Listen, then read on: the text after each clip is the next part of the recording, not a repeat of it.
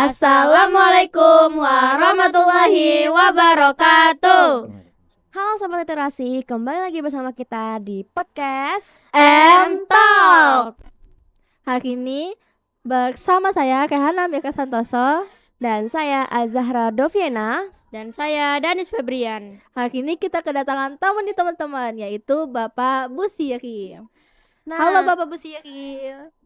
Halo semua. Selamat datang Bapak. Selamat kembali, selamat pagi. Semoga semua dalam keadaan sehat walafiat dan selalu semangat berliterasi dan menuntut ilmunya. Amin. Oke teman-teman, jadi tema podcast kita hari ini itu adalah Manjada wajada. apa kabar Bapak? Sehat selalu Pak? Udah. Oke Pak, jadi langsung aja ke materinya Pak, silakan. Oke, baik. Alhamdulillah. Assalamualaikum warahmatullahi wabarakatuh.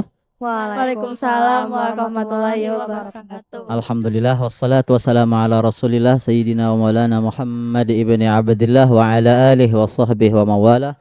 La haula wa la quwwata illa billah. Ma ba'd. Baiklah sahabat literasi yang Bapak banggakan dan yang Bapak cintai. Alhamdulillah Allah Subhanahu wa taala memberikan kesehatan dan memberikan semangat dan selalu memberikan keinginan yang kuat kepada kita agar kita selalu mudah untuk menuntut ilmu pengetahuan, khususnya ilmu pengetahuan agama yang mana nanti itu akan menjadi juru penyelamat kita ketika kita masih hidup di dunia dan tentunya sampai di akhirat.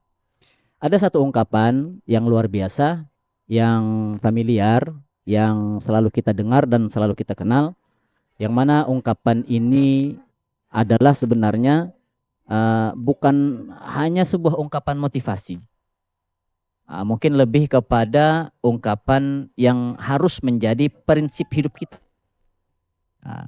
yang mana ungkapan ini harus selalu kita jadikan sebagai prinsip dalam hidup kita yang akan menguatkan kita. Dan tentunya ungkapan ini adalah sebuah ungkapan yang sejalan dengan agama kita, yaitu agama Islam. Apa ungkapan itu? Yaitu adalah ungkapan yang menjadi tema kita pada pagi hari ini, yaitu manjada wajada, yang artinya barang siapa yang bersungguh-sungguh pasti dia akan mendapatkan hasilnya. Barang siapa yang bersungguh-sungguh maka pasti dia akan mendapatkan apa yang dia cita-citakan atau yang dia mau. Nah, oleh karena itu sahabat literasi yang berbahagia, kalimat ini adalah kalimat yang luar biasa yang harus kita tanamkan di dalam hati kita. Karena dengan ungkapan ini akan membuat kita akan semakin bersemangat untuk meraih sesuatu yang kita inginkan, entah itu cita-cita atau mungkin sesuatu yang kita impikan. Karena ada sebuah ungkapan yang lain, tidak semua orang sukses, akan tetapi semua orang berhak untuk sukses. Bagaimana caranya kita bisa meraih kesuksesan? Yaitu dengan cara manjada wajada. Nah, jadi teman-teman sahabat literasi yang Bapak banggakan, jadi motivasi ini harus kita terapkan dalam kehidupan kita sehari-hari, terutama dalam menuntut ilmu pengetahuan. Karena apa? Karena orang itu kalau ingin mendapatkan ilmu dan mudah memahaminya, dan ilmu itu lengket, betah, tertanam di hatinya, maka harus diawali dengan kesungguhan. Bagaimana caranya orang itu mempunyai kesungguhan atau mungkin terlihat ada kesungguhan di hatinya untuk menuntut ilmu? Maka ada 3. Yang pertama, ketika seseorang bersungguh-sungguh dalam menuntut ilmu karena ada tujuan, ada cita-cita yang dia ingin gapai, yang dia ingin dapatkan, maka akan terlihat di kehidupan sehari-harinya dia akan semangat untuk membaca, berliterasi. Apakah itu cukup menunjukkan bukti ada kesungguhan di hatinya dalam menuntut ilmu karena ada tujuan di depan, di masa depannya untuk meraih cita-citanya? Belum cukup. Maka ketika seseorang punya semangat, kesungguhan dalam menuntut ilmu karena ada cita-cita yang akan dia gapai, maka ketika dia berhasil membaca dan habis waktunya sebagian besar dia habiskan untuk berliterasi, membaca, maka yang kedua, setelah dia baca maka dia akan menghafalnya. Dihafal apa yang dia baca, maka ketika sudah dia membaca, menghafal, maka dia akan tulis apa yang dia baca dan dia hafal. Hafal. Itulah bukti kesungguhan yang ada pada seseorang penuntut ilmu. Karena apa? Karena ilmu ini nur. Ilmu ini laksana cahaya. Ayo, Bapak mau nanya ke kalian. Fungsi cahaya di kehidupan kita untuk apa? Menerangi. Menerangi. Penerangan. Untuk menerangi, untuk penerangan. Kalian pernah enggak merasakan kegelapan itu seperti apa? Atau mungkin padam listrik atau padam lampu. Enak apa enggak? Tidak. Enggak enak. Karena kita semua pasti pernah merasakan yang namanya kegelapan tadi. Nah, makanya ilmu itu akan menjadi titik terang yang akan memandu seseorang ketika dia berada di dalam kegelapan. Kegelapan. Bagaimana caranya ilmu itu didapat? Dengan 3 tadi. Dibaca, ditulis, dihafal. Nah, membaca, menulis dan menghafal ini adalah salah satu bukti tanda seseorang itu di dalam hatinya tertanam ungkapan manjada wajada.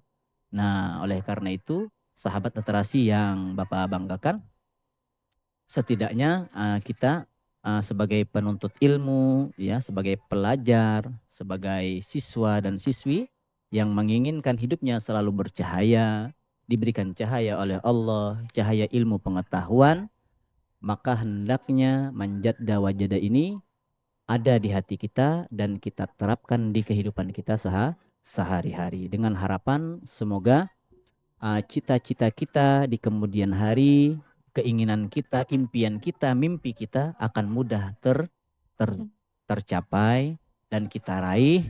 Tentunya dengan itu semua kita bisa membahagiakan orang-orang terdekat kita, membahagiakan orang-orang yang kita cintai, dan terutama ilmu yang nanti akan kita dapat insya Allah akan menjadi ilmu yang akan bermanfaat untuk agama kita, untuk bangsa negara kita, dan juga untuk orang-orang di sekitar kita.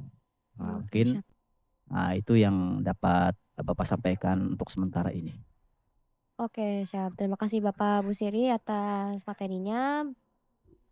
Mari kita lanjut ke sesi pertanyaan. Dimulai dari Raihana. Jadi saya ingin bertanya nih Pak.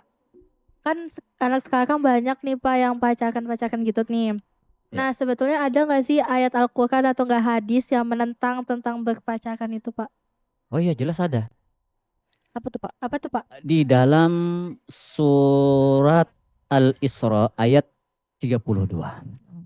Itu ayat sering kita baca. Dan mungkin familiar dan mungkin kalian hafal.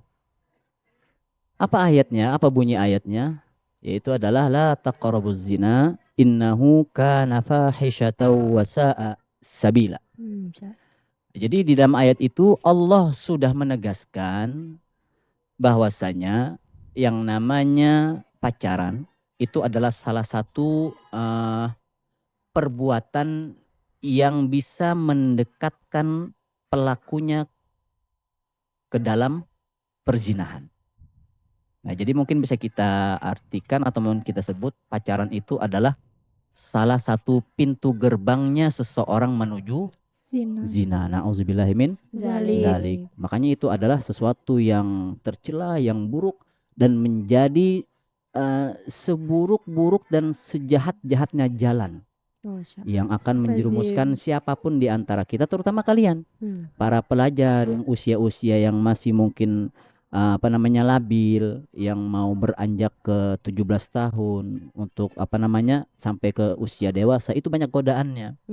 Banyak godaannya yang mana itu bisa menjerumuskan kalian ke dalam perbuatan zina yang diawali dengan halo. Itu bahaya. Oke Pak Syaf. Oke, lanjut ke pertanyaan kedua. Menurut Bapak nih, pendapat Bapak nih, tentang mindsetnya anak-anak zaman sekarang nih yang anggap kalau pacaran itu wajib dan ada yang bilang kalau pacaran itu halal. Gimana tuh Pak pendapat Bapak? Apalagi ada tuh Pak yang bilang kalau kita nih cuma pacaran syariah kok nggak ngapa-ngapain, cuma chattingan doang. Gimana tuh Pak? Yang mengatakan pacaran itu wajib gitu. Iya Mm, betul. Ya betul, memang Pak. pacaran itu wajib. Wajib ditinggalkan. Wajib Tinggalkan. ditinggalkan. Ya memang pacaran itu wajib, tapi wajib ditinggalkan. Dan mengenai ada yang mengatakan versi pacaran syar'i, nggak Iya. ada yang namanya pacaran syar'i. Itu hanya sebuah topeng yang mengatasnamakan syariat. Bagaimanapun juga yang laki-laki dan perempuan yang bukan mahram. Nah, itu jangan sampai ada komunikasi, interaksi, alasan apapun kecuali dalam keadaan darurat dan memang menjadi kebutuhan kita sehari-hari. Contohnya misalnya seperti apa? Lah kita memang ada hajat dengan teman kita, mungkin dengan orang lain yang memang mereka bukan mahram kita, maka itu diperbolehkan sebatas itu adalah apa namanya Berkepentingan. berkepentingan, Oh, oke. muamalah lah, Hmm. muamalah kita sehari-hari. Ya memang itu kita dituntut dan ada kewajiban melakukan itu. Kalau masih bisa diwakilkan, ya kan? Ayo kalau masih bisa diwakilkan perempuan ya perempuan, laki-laki ya lah laki-laki. Nah itu lebih baik. Oh, oke Chef, Pak. Terima kasih. Intinya pacaran itu wajib, tapi wajib ditinggalkan. Yang namanya pacaran syar'i itu adalah sebuah Topeng. Ya lanjut. Mau nanya, adakah bukti bagi pelajar atau siswa yang mempunyai kesungguhan untuk mencari atau menuntut ilmu? Adakah tanda-tandanya itu Pak? Mengenai tentang masalah tanda-tanda yang ada pada diri seseorang pelajar, baik siswa atau siswi atau para thalibul ilm, yang ketika mereka itu mempunyai kesungguhan dalam menuntut ilmu, apakah ada tanda atau buktinya begitu? Iya. Jelas pasti ada, sebagaimana yang telah Bapak sampaikan tadi. Tanda atau bukti seseorang pelajar atau penuntut ilmu itu di hatinya ada kesungguhan kalimat atau mungkin tertanam di hatinya ungkapan manjadda wajada, maka akan terlihat pertama tadi apa? Orangnya gemar membaca. Kemudian orang yang di hatinya ada ungkapan kalimat manjadda wajada, maka akan terlihat bukti pada dirinya suka menghafal. Kemudian yang ketiga, tanda bukti seseorang pelajar itu di dalam hatinya ada manjadda wajada dan tertanam kokoh, maka akan terlihat pada dirinya dia akan suka Menulis. Maka dapatkanlah ilmu. Kalau memang tujuanmu di sekolah ini menjadi cita-citamu adalah ilmu, maka buktikan, implementasikan manjadda wajada dengan 3 hal tadi: baca, tulis, hafal. Insya Allah apa yang selama ini kamu inginkan, kamu cita-citakan, akan kamu dapat. Oke. Terima kasih Pak. Terima kasih Bapak Bu Siri atas materi dan juga jawaban-jawaban dari pertanyaan kami yang sangat bermanfaat bagi kita semua, apalagi yang menonton podcast pada hari ini. Sebelum kami tutup acaranya, kita ada slogan nih Pak. Betul Kalau sekali. misalnya saya bilang perpustakaan Babul Ilmi, Bapak bisa jawab Berkreasi, berliterasi bersama Babu Ilmi. Aku suka membaca. Oke, saya hitung ya Pak.